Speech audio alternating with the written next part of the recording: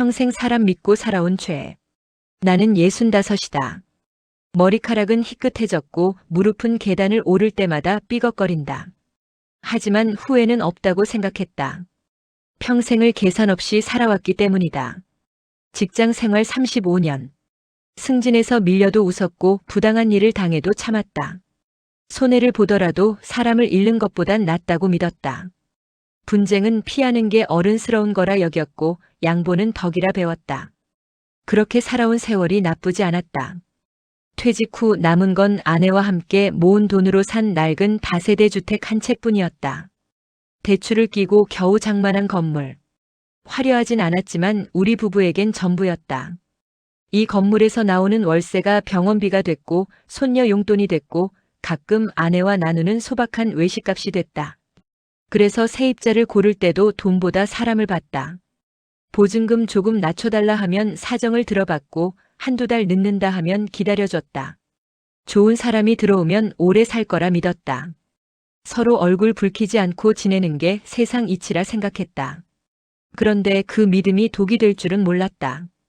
사람을 믿었던 게 죄가 되고 양보했던 게 약점이 되는 세상이 있다는 걸 나는 65에 처음 알았다. 선의를 베풀었던 내가 범죄자로 몰릴 뻔한 이야기. 지금부터 시작한다. 보증금은 조금만 낮춰주세요. 그 세입자는 4월의 어느 흐린 오후에 나타났다. 나이는 47, 이름은 정태수. 첫인상은 나쁘지 않았다. 단정한 머리에 깔끔한 셔츠. 눈을 마주치며 인사하는 게 예의 바르다 싶었다. 그는 부동산 사장님과 함께 왔다. 방을 둘러보는 내내 고개를 끄덕였고 창문 너머 골목을 바라보며 조용히 한숨을 쉬었다. 그 한숨이 이상하게 마음에 걸렸다. 계약 이야기가 나오자 그는 조심스럽게 입을 열었다. 이혼한 지 2년 됐다고 했다. 사업이 망해서 모든 걸 잃었고 아이 둘은 전처가 데려갔다고 했다. 지금은 작은 회사에 다시 취직해 재기 중이라며 눈시울을 붉혔다. 보증금 3천만 원을 2천만 원으로만 낮춰주시면 안 될까요? 그는 고개를 숙였다. 월세도 2달 정도는 숨 돌릴 시간을 달라고 했다. 자리 잡으면 바로 정상 납부하겠다고 절대 패 끼치지 않겠다고 두 손을 모았다. 부동산 사장님이 내 눈치를 봤다. 나는 잠시 그를 바라봤다. 주름진 이마, 긴장한 손끝. 47에 다시 시작하는 게 얼마나 막막할지 모르지 않았다. 사람 사는 게 다 그렇죠. 나는 고개를 끄덕였다. 그 순간 그의 눈빛이 미세하게 흔들린 것 같았다. 안도였을까 아니면 계산이었을까? 지금 생각하면 그 말이 그에게는 신호였던 것 같다. 이 집주인은 만만하다는 신호. 연체는 계산이었고 무시는 전략이었다. 처음 한 달은 이해했다. 이사 비용에 정착 자금까지 빠듯할 수 있다고 생각했다. 월세 50만 원이 밀렸을 때 나는 문자를 보냈다. 괜찮으시냐고 어려우면 말씀하시라고. 답장은 이틀 뒤에 왔다. 죄송합니다. 다음 달에 꼭 넣겠습니다. 다음 달도 입금은 없었다. 연체액은 100만 원이 됐다. 전화를 걸었다. 신호음만 길게 울리다 끊겼다. 다시 걸어도 마찬가지였다. 문자를 보내면 답은 또 이틀 뒤에 왔다. 매번 같은 말. 죄송하다, 곧 넣겠다. 석 달이 지나자 연체액은 200만 원을 넘었다. 나는 직접 찾아갔다. 초인종을 눌렀지만 인기척이 없었다. 분명 안에 있는 것 같은데 문은 열리지 않았다. 넉 달째 공용 전기 계량기가 이상하게 돌아갔다. 확인해 보니 그의 집에서 선을 끌어다 쓰고 있었다. 복도 전등값, 계단 청소비, 수도 공용 요금까지 합치자 미납액은 눈덩이처럼 불어났다. 6달이 됐을 때 총액은 420만 원이었다. 관리비까지 합치니 680만 원. 나는 매달 병원비를 아꼈고 아내는 장을 줄였다. 우리 노후가 그의 방 안에서 새어나가고 있었다. 그때까지도 나는 참았다. 사정이 있겠지, 곧 나아지겠지. 하지만 지금 돌아보면 그건 선의가 아니라 어리석음이었다. 그는 이미 다음 수를 계산하고 있었다. 나의 침묵을 약점으로, 나의 인내를 기회로. 자로 찍어 누른 협박. 더 이상은 안 되겠다 싶었다. 관리비 문제로 직접 찾아간 날 나는 단단히 마음먹고 초인종을 눌렀다. 오늘은 반드시 이야기를 끝내겠다고 다짐했다. 놀랍게도 문이 열렸다. 그런데 그의 모습이 이상했다. 당황하거나 미안해하는 기색이 없었다. 오히려 기다렸다는 듯 여유로운 표정이었다. 문이 열리자마자 그는 휴대폰을 들이댔다. 렌즈가 내 얼굴을 향하고 있었다. 이거 다 찍고 있어요. 무슨 소리인가 싶었다. 그가 한 발짝 뒤로 물러서며 말을 이었다. 어르신, 지금 제 동의 없이 집 앞까지 오셨죠? 이거 주거침입이에요. 아까 초인종 연타한 것도 다 녹음됐고요.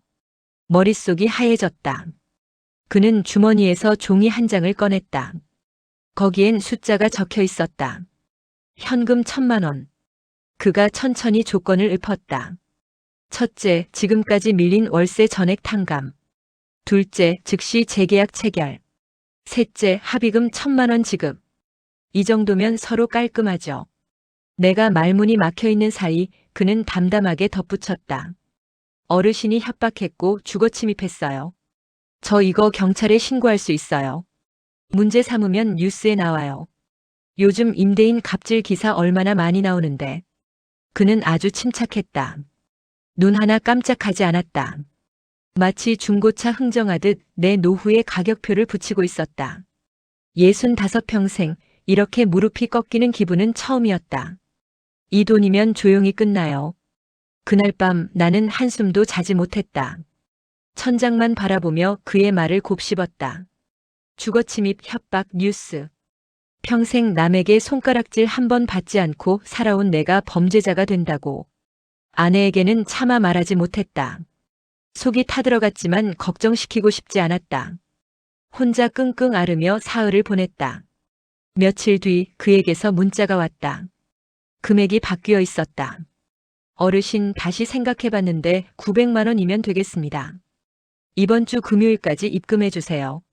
마치 할인 행사라도 하듯 가볍게 써내려간 문장이었다. 뒤이어 전화가 걸려왔다. 받지 않으려 했지만 손이 먼저 움직였다. 어르신, 변호사 쓰시려고요? 그 돈이면 저한테 합해 보시죠. 변호사비에 재판비에 어르신 나이에 그거 감당이 되세요?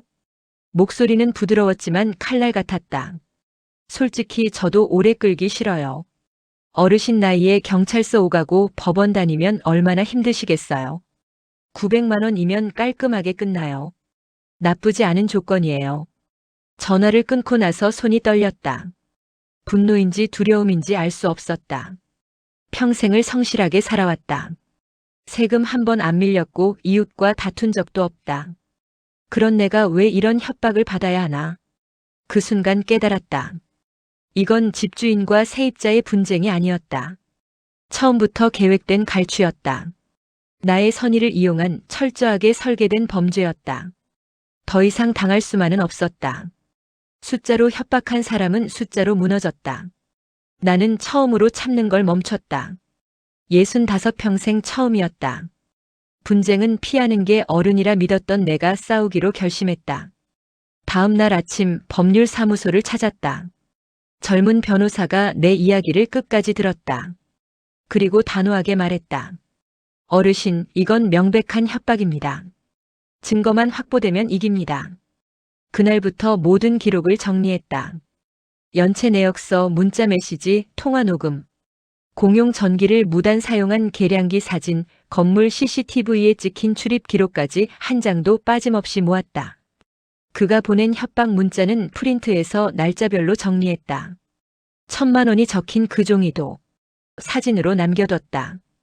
변호사가 내용 증명을 보냈다. 미납 월세와 관리비 전액 청구, 그리고 불법 협박에 대한 법적 대응 예고. 며칠 뒤 경찰에 고소장을 접수했다. 조사가 시작되자 상황은 단번에 뒤집혔다. 그가 신고하겠다던 주거침입은 허위였다. 집주인이 공용부분 관리를 위해 건물에 출입하는 건 정당한 권리였다. 오히려 그의 협박 문자와 합의금 요구가 공갈 혐의로 잡혔다. 수사관이 내게 말했다. 어르신, 이 사람 처음이 아닌 것 같습니다. 알고 보니 그는 전과가 있었다. 비슷한 수법으로 이전 집주인에게도 합의금을 뜯어낸 전력이 있었다. 처음부터 나를 타깃으로 삼은 것이다. 그가 요구한 1,000만 원은 법정에서 결정적인 협박 증거가 됐다. 착한 집주인은 끝났고 기준만 남았다. 재판은 길지 않았다. 증거가 명확했기 때문이다. 그는 법정에서 처음으로 고개를 숙였다. 하지만 나는 알았다. 그건 반성이 아니라 계산이 틀어진 자의 침묵이었다. 판결이 내려졌다. 강제 퇴거 명령. 미납 월세와 관리비 820만 원 전액 지급. 무단 전기 사용과 시설 훼손에 대한 원상복구 비용 1,200만 원. 거기에 정신적 피해에 대한 손해배상까지 추가됐다. 그가 요구했던 1,000만 원은 고스란히 그의 빚이 되어 돌아갔다. 퇴거 당일 나는 멀리서 지켜봤다. 그가 짐을 옮기는 모습을 보며 아무 감정도 들지 않았다. 미움도 후련함도 없었다. 그저 끝났다는 안도만 있었다. 건물은 다시 조용해졌다. 복도에 햇살이 들어오고 계단에 먼지가 내려앉았다. 나는 오랜만에 아내와 함께 옥상에 올랐다. 바람이 불었다. 아내가 내 손을 잡았다. 고생했어요, 여보. 그 한마디에 눈시울이 뜨거워졌다. 나는 이제 더 이상 착한 집주인이 아니다. 대신 기준 있는 어른이 됐다. 선의를 베풀되 약점은 보이지 않는 사람.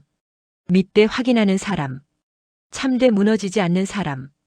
이 이야기는 특별한 사건이 아니다. 지금 이 순간에도 누군가는 선의를 악용당하고 숫자로 협박받고 있다. 착함은 분명 미덕이다. 하지만 노후 앞에서 착함만으로는 스스로를 지킬 수 없다. 기준이 있어야 한다.